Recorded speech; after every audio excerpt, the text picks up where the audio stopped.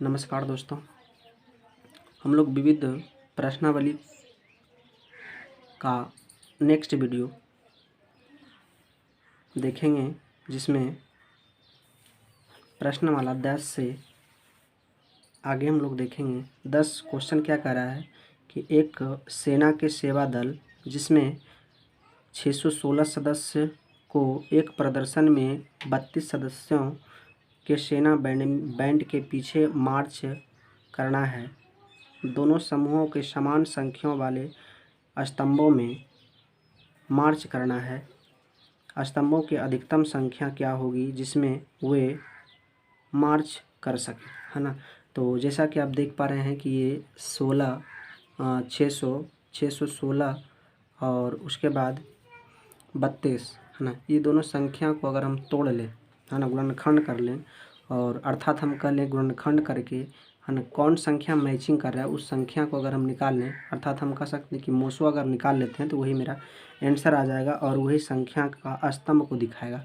तो 616 जो है इसको अगर हम तोड़ते हैं तो 2 से खाएगा, 2 से खाने के बाद ये कितना आता है, 3 आता है, और 0 ये 8 आ जाता है। फिर उसी प्रकार से 2 से अगर खिलाते हैं तो ये 15, ये 4 आ जाता है ना। उसी प्रकार से अगर हम आगे 2 से अगर खिलाते हैं तो ये हो जाएगा 7, और ये हो जाएगा कितना, 7 आ जाता है ना। नेक्स्ट इसी प्रकार से अगर हम 7 से खिलाते हैं तो सॉरी ये 7 से फिर पुनः अगर चेक कर लेते हैं, 2 से खिलाया तो 3 6 हो गया। उसके बाद फिर 0 8, ठीक है, 2 से खिलाया तो ये हो जाएगा 15, और उसके बाद 15 इधर 4 हो गया, और उसके बाद फिर इसको अगर 2 से गुना करते हैं तो 8, ये ठीक है। उसके बाद फिर इसका आधा हो जाएगा कितना, 7, फिर ये 7, फिर 7 से खा जाएगा तो ये क्या हो जाएगा, 11, है ना। अब पुनः नहीं खा सकता है। फिर उसी प्रकार से हम 32 को तोड़ेंगे तो 32 से 2 से खिलाएंगे तो हो जाएगा 16, फिर जाकर के 2 से खिलाएंगे तो हो जाएगा कितना, 8, और फिर 2 से अगर खिलाते हैं तो हो जाएगा कितना, 4, फिर अगर 2 से खिलाते हैं तो क्या हो जाएगा, 2 हो जाएगा, है ना। तो हम कह सकते हैं, इसको लिख सकते हैं 2 गुना 7 गुना 11, है ना। और इसको अगर लिखें 2 गुना 2 और गुना 2, है ना, 5 बार। अब देखो कि कौन संख्या दोनों में अवेलेबल है।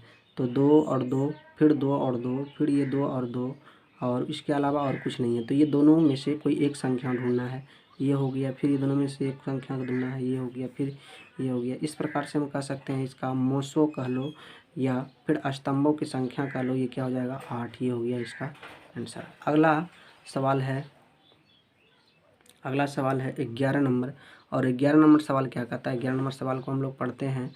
क्या कह रहा है कि एक खेल के मैदान में चारों ओर एक वृत्ताकार पथ, सोनिया को मैदान का एक चक्कर लगाते हैं। सोनिया मैदान का एक चक्कर लगाने में 18 मिनट लगाते हैं, जबकि रवि 12 मिनट लगाते हैं। यह मानते हुए कि दोनों एक ही बिंदु से चक्कर लगाना प्रारंभ करते हैं, है ना, एवं एक ही दिशा में जाते हैं। यह पता लगाएं कि दोनों आरंभिक बिंदुओं के निकट कितने मिनट बाद मिलेंगे, है ना। आरंभिक बिंदु से कितने मिनट बाद मिलेंगे, ये हमको पता लगाना। तो हम कह सकते हैं कि 18 मिनट ये कौन चला था, 18 मिनट जो चला था ये सोनिया चला था, है ना। और ये 12 मिनट जो चला था ये चला था कौन, ये चला था रवि, है ना। ये 2 जन यहाँ से मतलब जो है एक मैदान को चक्कर लगाया, है ना, और ये पाया गया कि दोनों कोई बिंदु से चला था, उस बिंदु पर, है ना, दोनों कब मिलेंगे। तो इस तरह के क्वेश्चन में हम लोग क्या निकालेंगे, अगर लोसो निकाल लेते हैं तो आंसर पा लेंगे, है ना, कि कब कितने मिनट के बाद वो दोनों मिल जाएंगे। तो हम कह सकते हैं कि लोसो निकालने के लिए हमको क्या करना पड़ता है, दोनों को खंड करेंगे। जैसा कि आप देख रहे हैं कि सोनिया जो चला था ये 18 मिनट, इसको अगर हम खंड करेंगे तो 2 गुना, है ना, 3 गुना 9 3 हो जाएगा। और इसी प्रकार से इसको अगर खंड करते हैं तो ये हो जाएगा 2 गुना 3 हो जाएगा। तो कुछ ऐसी चीज़ है जो कि मैचिंग कर रहा है, जैसा कि 2 मैचिंग किया, उसके बाद 3 मैचिंग किया, तो जो मैचिंग किया वही मेरा मोसो होता है। जो मैचिंग किया वो क्या होता है, मोसो होता है। हमको लोसो निकालना है और मोसो की सहायता से लोसो निकालते हैं। और जो बाकी नहीं मैचिंग किया है उसको भी हम लोग क्या करते हैं, लिख लेते हैं और सारे को गुना कर लेते हैं। तो ये हो जाएगा कितना, तो ये हो जाएगा 6 और 6 36। इस प्रकार से 6 मिनट के बाद दोनों क्या हो जाएगा, दोनों जो है ना, दोनों एक दूसरे से मिल जाएंगे, है ना। ये आंसर आ गया। नेक्स्ट हम लोग सवाल नंबर 12 क्या कहता है, हम लोग सवाल नंबर 12 की ओर चलेंगे। कह रहा है क्या कि सिद्ध करें कि 2 विषम पूर्णांकों का गुणनफल। मान लेते हैं कि माना कि विषम पूर्णांक कुछ भी ले लो, और हम जानते हैं चूँकि पहले, है ना, कि विषम क्या होता है। माना कि विषम पूर्णांक 3 और, है ना, 5, 3 और 5 ले लिए विषम पूर्णांक। मान लिए 3 और 5 क्या है, विषम पूर्णांक। दोनों का गुणनफल अवश्य विषम पूर्णांक होगा। क्या गुणनफल का मतलब हमें पता है, गुणनफल का मतलब होता है कि दोनों को गुना करना, है ना। इसको अगर गुना करते हैं तो ये कौन संख्या देती है, ये हो जाएगा 15। और हम जानते हैं कि 15 क्या है, विषम संख्या है। 15 क्या है, विषम संख्या है, विषम संख्या है। ये विषम संख्या, और यही हमसे सिद्ध करने के लिए कह रहा था कि अगर 2 विषम संख्या को अगर आपस में गुना करते हैं तो वो विषम संख्या देगा कि हाँ। तो इस तरह से हम प्रूव कर लिए। हम x y z मान करके बना सकते हैं कि अगर x और y अगर 2 विषम संख्या है और दोनों को अगर गुना किया जाए तो इस प्रकार से कौन संख्या देगा, तो वो विषम संख्या ही देगा। नेक्स्ट सवाल हम लोग आते हैं 13 नंबर सवाल क्या कहता है कि सिद्ध करें कि किसी धन पूर्णांक जो 5k + 1 के रूप का है ना, रूप का है का वर्ग उसी रूप का हो सकता है क्या, वर्ग। ये क्या है, धन पूर्णांक है, कोई धन पूर्णांक है, ये धन पूर्णांक है। मान लेते हैं कि माना कि धन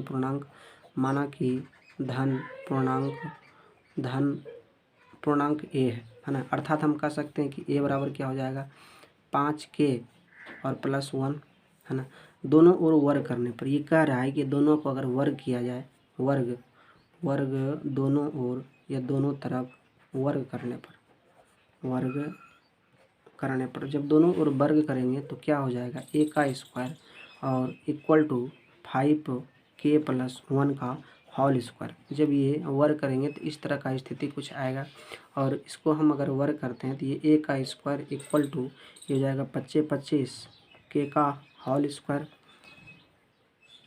प्लस ये हो जाएगा 5 दूना 10 k और प्लस क्या हो जाएगा 1, है ना। इसमें हम लोग अगर कुछ कॉमन ले लेते हैं, अगर 5 कॉमन ले लिया जाता है तो ये 5k और प्लस क्या बचेगा, 2k बच जाता है। Sorry 5k square plus 2k बच जाता है ना। और हमें इस संख्या जो दिख रहा है, ये संख्या को कुछ मान लेते हैं। क्या मानेंगे कि अगर इस संख्या को अगर हम लोग 5k स्क्वायर प्लस 2k को पुनः हम अगर k मान लेते हैं, पुनः k माना, है ना। k के अलावा और कुछ भी मान सकते हैं, लेकिन सवाल हमें k से करा है तो k ही मान लेते हैं। तो क्या हो जाएगा, ये हो जाएगा कि 5 और इसके स्थान पे k और प्लस क्या 1, तो पुनः उसी के रूप में आ गया। अर्थात हम कह सकते हैं कि अगर कोई धन विषम पूर्णांक का वर्ग करने पर, है ना, पुनः उसी रूप में आ सकता है ना। नेक्स्ट सवाल हम लोग चलेंगे। नेक्स्ट सवाल 14 नंबर हम लोग सवाल की ओर पढ़ेंगे। निम्नलिखित संख्याएं 14 नंबर, निम्नलिखित संख्याएं रूढ़ है या यौगिक साकारण बताएं। पहला सवाल है कि 7 × 11 × 13 + 13, है ना। ये हमें ये दिखाना है कि ये जो संख्या है रूढ़ होगा, है ना, या यौगिक, रूढ़ या तो यौगिक है, ये हमको बताना। रूढ़ का एक अन्य नाम है अवभाज्य और यौगिक का अन्य नाम है भाज्य। तो इसको हम किस तरह से सोल्व करेंगे, है ना। अगर इसको हम सोल्व करते हैं तो हम कह सकते हैं कि अगर इसमें अगर 13 को कॉमन ले लिया जाता है तो 7 गुना 11, 7 गुना 11 और गुना अगर 13 को अगर कॉमन ले लिया जाता तो यहाँ क्या 1 बचेगा और प्लस क्या बच जाएगा 1, इस तरह से बच जाएगा, है ना। 13 अगर यहाँ से हम निकाल लेते हैं, दोनों जगह 13 अवेलेबल था, 13 को निकाल लिया जाता है तो ये 7 गुना 11 गुना क्या हो जाएगा ये 13 और ये क्या हो जाएगा 2 हो जाएगा। हम जानते हैं कि ये 7, 11 और 13 अभाज्य संख्या है। क्या है? अभाज्य संख्या, या हम कह सकते हैं इसको रूढ़ भी कह सकते हैं, अभाज्य कह लो या रूढ़ कह लो। अब इसमें अगर कोई भी 2 से और 2 अकेला भी अकेला 2 अकेला अभाज्य संख्या, 2 अकेला अभाज्य संख्या होता है और साथ में सम अभाज्य भी कह सकते हैं इसको, सम अभाज्य भी कह सकते हैं, है ना। ये अकेला सम अभाज्य होता है। अगर 2 से अगर कोई भी अभाज्य संख्या में अगर हम या रूढ़ संख्या में 2 से गुना कर लेते हैं तो वो संख्या क्या बन जाएगा, तो वो संख्या बन जाएगा अभाज्य। अभाज्य गुना अगर 2 हो जाता है ना, अर्थात हम कहें कि सम अगर हम करते हैं, सम संख्या अगर हो जाता है तो ये संख्या यौगिक हो जाता है। यौगिक कहें तो भाज्य हो जाता है, यौगिक या भाज्य संख्या बन जाती है, यौगिक या तो भाज्य संख्या बन जाती है। तो इस प्रकार से हम कह सकते हैं पहला का आंसर प्राप्त हो गया कि ये संख्या क्या हो जाएगा, ये भाज्य यौगिक संख्या हो जाएगा। क्या हो जाएगी? यौगिक संख्या हो जाएगी। तो हम लोग यौगिक संख्या को देख लिए। नेक्स्ट सवाल, दूसरा नंबर सवाल है। दूसरा नंबर सवाल क्या कहता है? दूसरा नंबर सवाल को हम लोग देखते हैं कि 7 गुना 6 गुना 5 गुना 4 गुना 3 गुना 2 गुना 1, है ना, और प्लस 5, है ना। ये गुना में है, क्या हम 5 को अगर इस साइड लिख लें तो कोई दिक्कत नहीं होना चाहिए। तो 7 गुना अगर 6 गुना 4 गुना 3 गुना 2 गुना 1 गुना 5 और प्लस 5 अगर लिखते हैं और ये सारी संख्या को अगर हमें, है ना, गुना नहीं करके अगर सोल्व करते हैं, है ना, फिर भी आंसर हम लोग पाएंगे। 5 अगर कॉमन लेते हैं तो 1 + 1 बच जाता है और इस प्रकार से 7 गुना 6 गुना 4 गुना 3 गुना 2 गुना 1 और गुना ये 5, इसको अगर हम गुना कर लेंगे, क्योंकि यहाँ गुना छिपल रहता है तो 2 हो जाएगा और 2 से ये गुना हो जाएगा, है ना।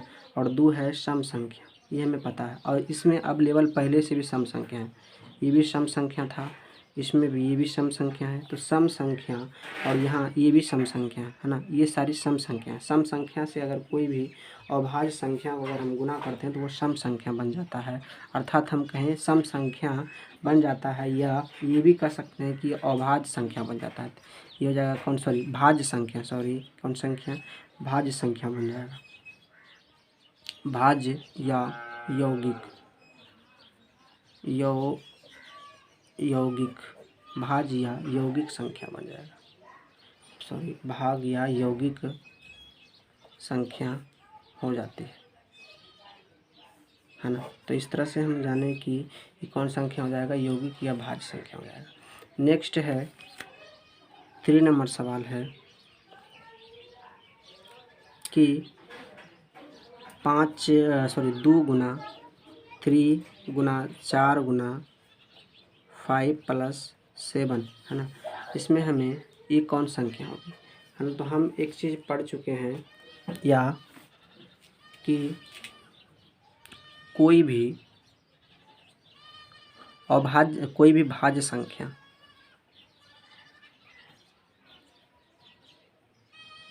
कोई भी भाज्य या यौगिक संख्या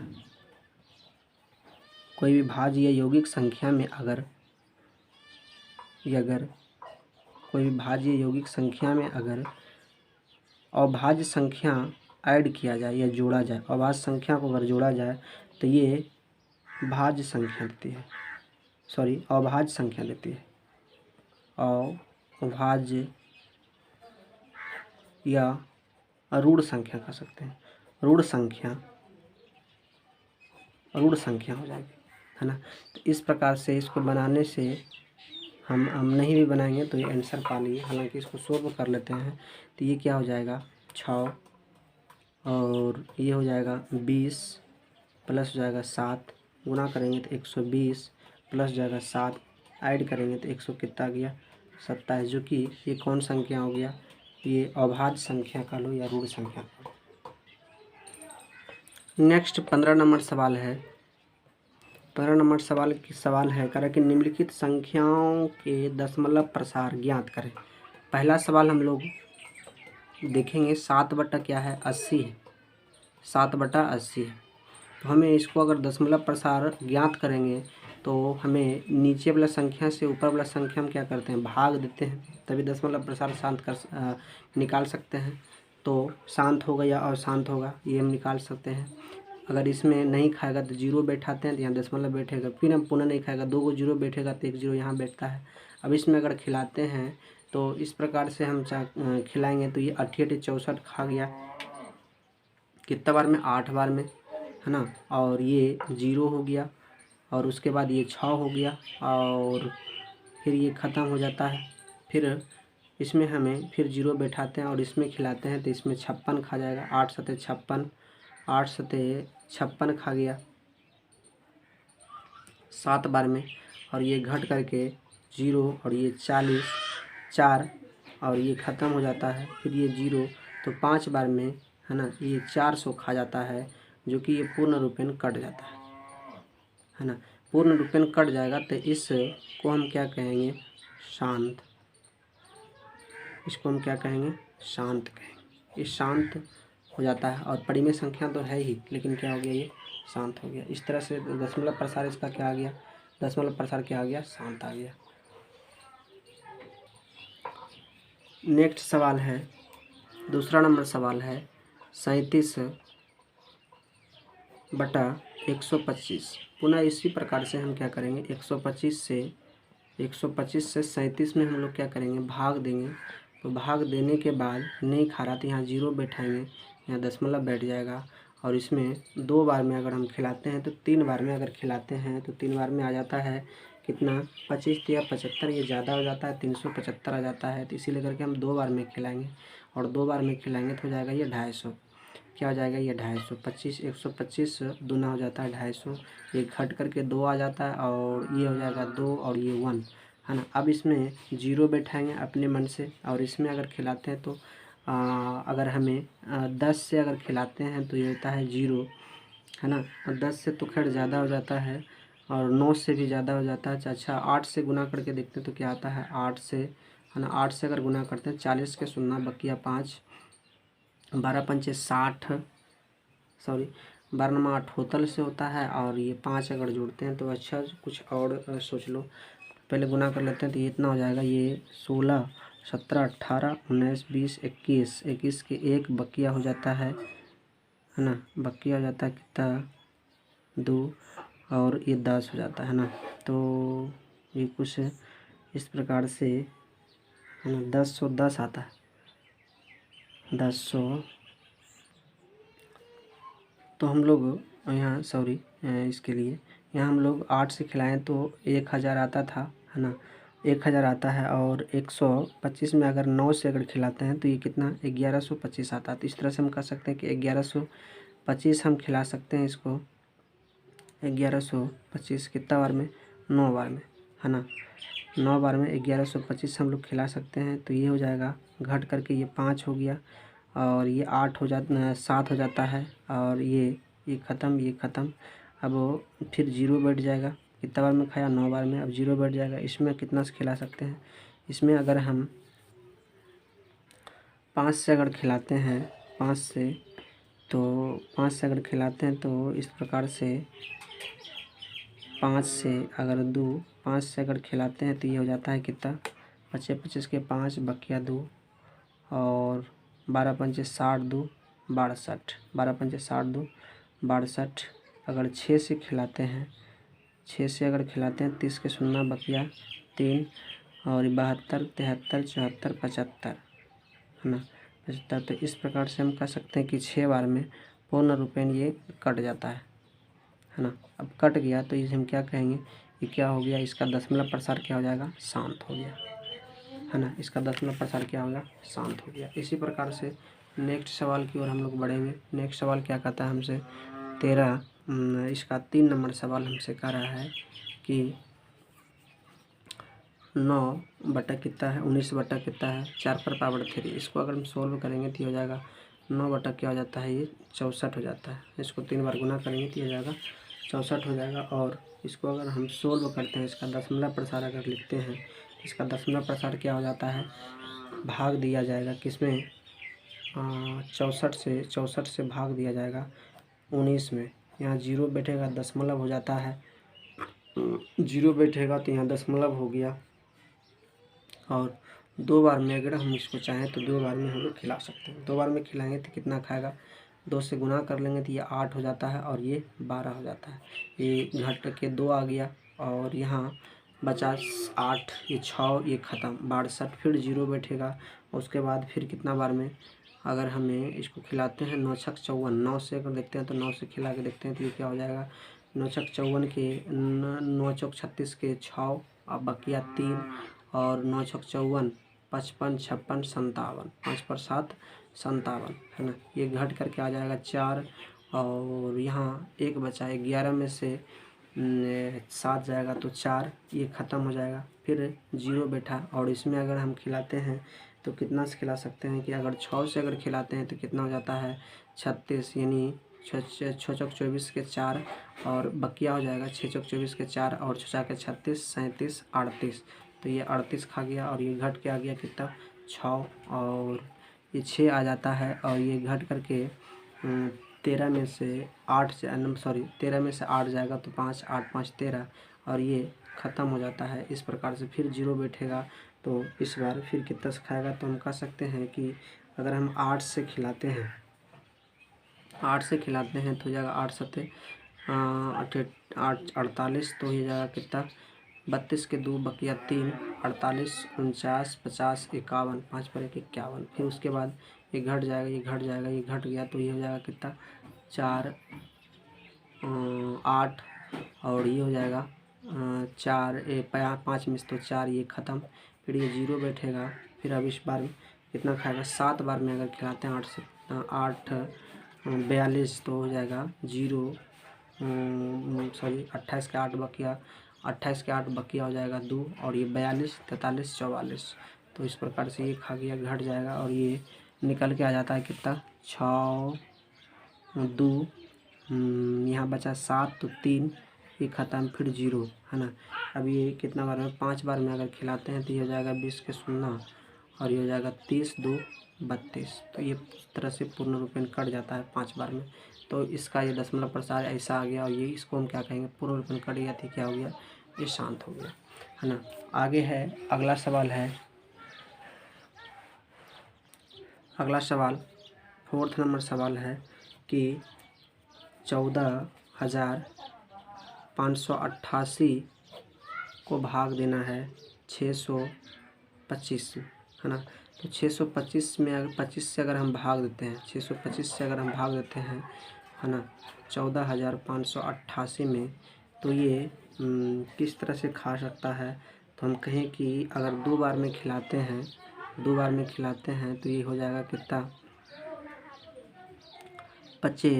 2 बार में अगर गुना करते हैं इसको 3 बार में ज़्यादा हो जाएगा, 2 बार में गुना करते हैं 10 के 0 बकिया हो जाता है कितना 1 और ये 4 1 5 6 दूना 12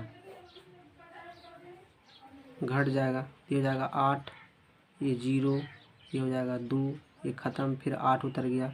उसके बाद इसमें कितना से 3 बार में अगर खिलाते हैं 18 क्षेत्रीय 18 तो ये हो जाएगा कितना 15 के 5 बकिया 1 और 6 1 7 हो जाता है और क्षेत्रीय 18 फिर उसी प्रकार से इसको घटाते हैं हम, तो घट करके कितना जाता है, ये 3 हो जाता है और ये 1 हो जाता है, 1 पैंचा लिया, ये 2 हो जाएगा, ये ख़त्म हो जाएगा, है ना। अब यहाँ दशमलव बैठेगा तो यहाँ 0 बैठना पड़ेगा, अब 0 जैसे बैठा था तो वहाँ दशमलव बैठ जाएगा। अब 3 बार में खिलाएंगे हम लोग, 3 बार में अगर खिला के देते हैं, चूँकि 18 चूँकि 4 बार में 24 हो जाता है, तो 3 बार में खिलाते हैं। तो 3 बार में अभी जस्ट हम खिलाए थे 5, 7 और ये 18, 3 बार में, तो ये निकल के आ जाएगा 5 और ये 5 हो गया और इस एक पैंचा ले लिया इससे, तो यहाँ हो गया 12, चूँकि एक पैंचा लिया था तो 12 में से ये भी 5, उसके बाद यहाँ एक पैंचा लिया 10, तो ये हो जाएगा 2, ये ख़त्म। फिर यहाँ 0 बैठाएंगे, उसके बाद फिर कितना सिखाएगा, 4 से 4 चौक 24, 4 से खिलाते हैं तो ये हो जाएगा 100, 4 से खिलाते हैं तो ये हो जाएगा 10, 20 के शून्ना बकिया 2, 8 2 10 के शून्ना बकिया 1 और उसके बाद 24 1 25, है ना। ये हो जाएगा 0, फिर ये 5, ये ख़त्म, ये ख़त्म, है ना। नेक्स्ट फिर 0 बैठाएंगे, अब कितना से खाना चाहिए, है ना। ये नहीं खाया तो फिर एगो 0 बैठेगा, यहाँ 0 बैठेगा। और अगर हमें 8 छक 48, 8 से अगर खिलाते हैं तो ये हो जाता है 0, 8 छक 48 और 40 के शून्ना बकिया हो जाएगा 2 और ये 16, 16 4 20 के शून्ना बकिया हो जाएगा 2 और इसमें 4 बकिया था इसलिए 16 4 20, 20 के शून्ना बकिया हो गया 2 और उसके बाद फिर ये 24 48 48 2 जाके कितना जाएगा 50, 48 2 50, ये ख़त्म, ये ख़त्म, ये ख़त्म, ये ख़त्म, है ना। इस तरह से तीनों ख़त्म हो, चारों ख़त्म हो गया, तो ये कैसा हो गया, ये शांत आवृत्ति का हो गया। कैसा हो गया, शांत आवृत्ति का। नेक्स्ट सवाल है कि 1/, अगर 7 है, सवाल नंबर 5 है 1/, क्या 7। ये सवाल को फिर क्या करेंगे, 7 से हम भाग देंगे किस में, 1 में। यहाँ 0 बैठेगा तो यहाँ दशमलव हो जाएगा, 7 का 7 एक बार में खा जाएगा और उसके बाद घट के 3 फिर 0 और यहाँ 4 बार में 28 खा जाता है, ये 2 आ गया, ये ख़त्म, फिर 0, उसके बाद 2 बार में 14 खाएगा और ये घट करके कितना 6, ये ख़त्म, फिर 0, 8 7 56 खाएगा, सॉरी 8 बार में 56 खा गया और घट करके 4, ये ख़त्म, फिर 0, है ना। उसके बाद 5 बार में 35 खाएगा और उसके बाद ये 5 आ गया और उसके बाद ये ख़त्म हो जाता है, फिर 0 बैठेगा, 7 7 49 खा गया कितना बार में, 7 बार में। उसके बाद घट करके फिर कितना आ गया 1, ये ख़त्म, फिर 0। देखो तो 1 से स्टार्ट हम किए थे 10 से, पुनः फिर 10 आ गया, अर्थात हम कह सकते हैं कि ये इस तरह सवाल चलते रहेगा। और यहाँ इसको वार भी दिखा सकते हैं ऐसा कि 0.142857 के ऊपर वार, है ना, ऐसा भी दिखा सकते हैं। और ये कौन संख्या हो गया, अशांत अनावृत्ति, अशांत आवृत्ति का, अशांत आवृत्ति का इसको हम कह सकते हैं, अशांत आवृत्ति का हो गया आंसर आपका, ये इस तरह से हो जाएगा। अगला 16 नंबर सवाल है कि सिद्ध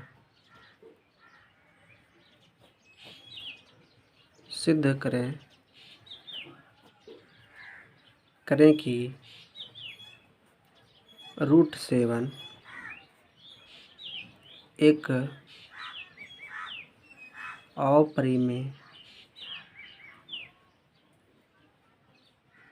अपरिमेय संख्या है, ये सिद्ध करना है।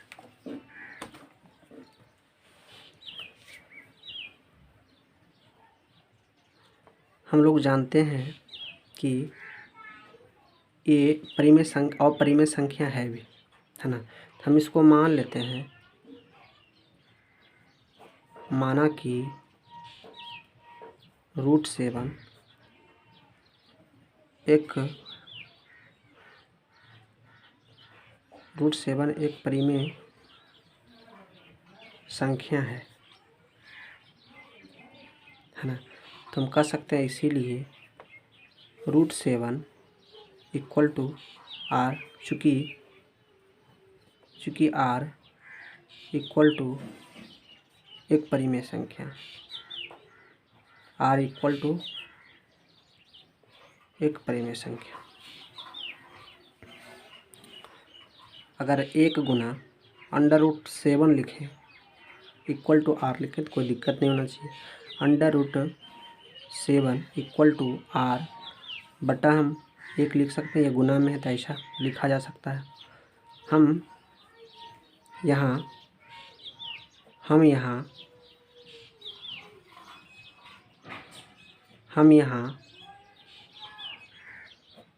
पाते हैं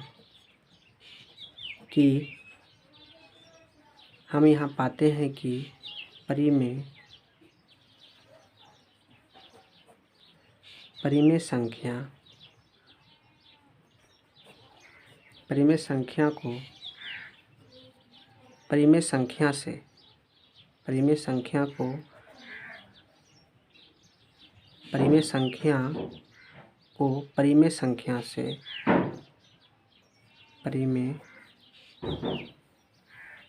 संख्या से भाग देने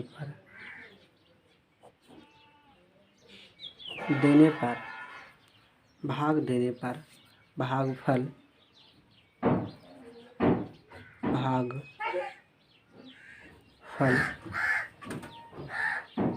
परिमेय संख्या प्राप्त होता है।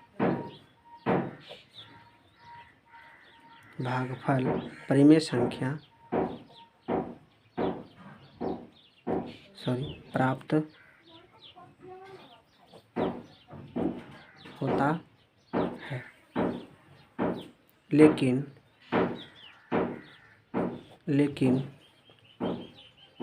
परिमेय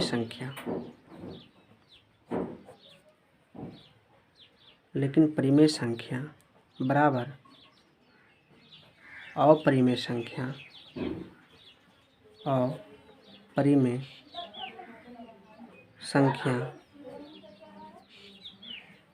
असंभव है।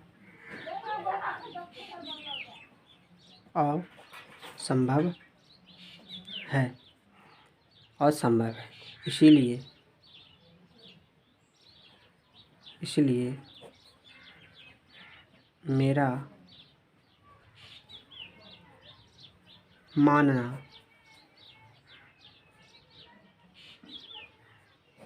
गलत है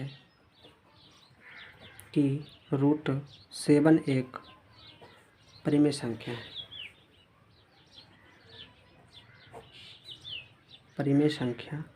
है। अतः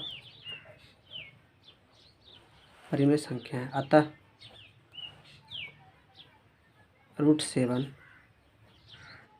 एक अपरिमेय संख्या होगा।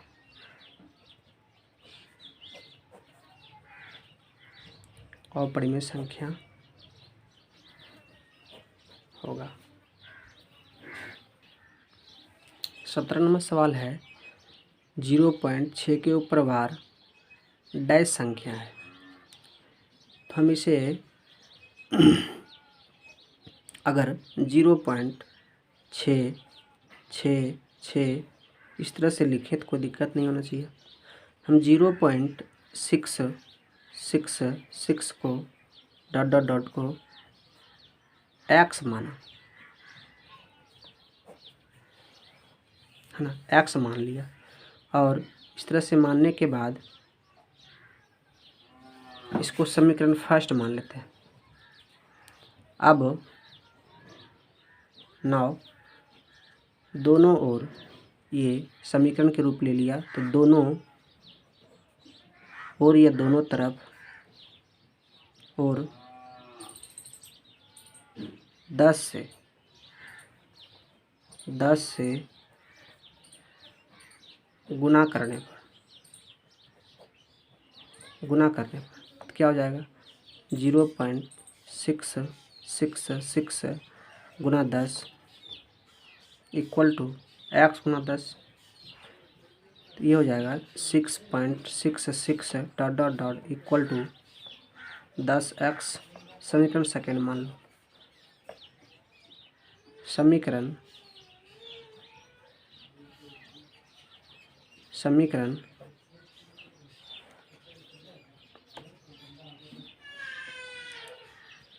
सेकेंड में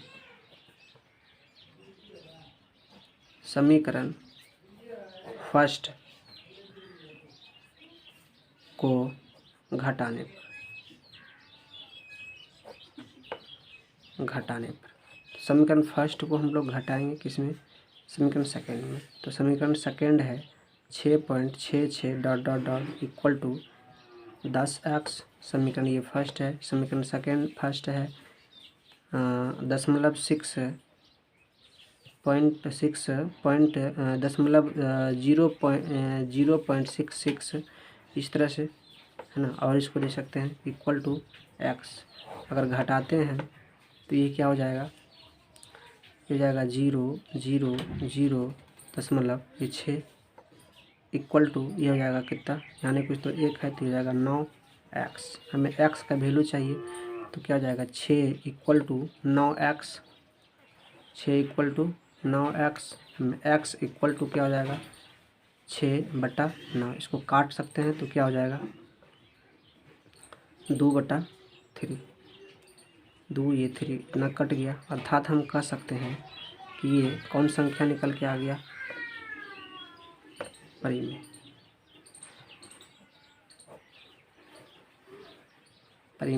संख्या। तो इस प्रकार से हम कहें तो विविध को भी ख़त्म कर लिए, है ना। नेक्स्ट वीडियो हम लोग देखेंगे, है ना। इससे पहले हम लोग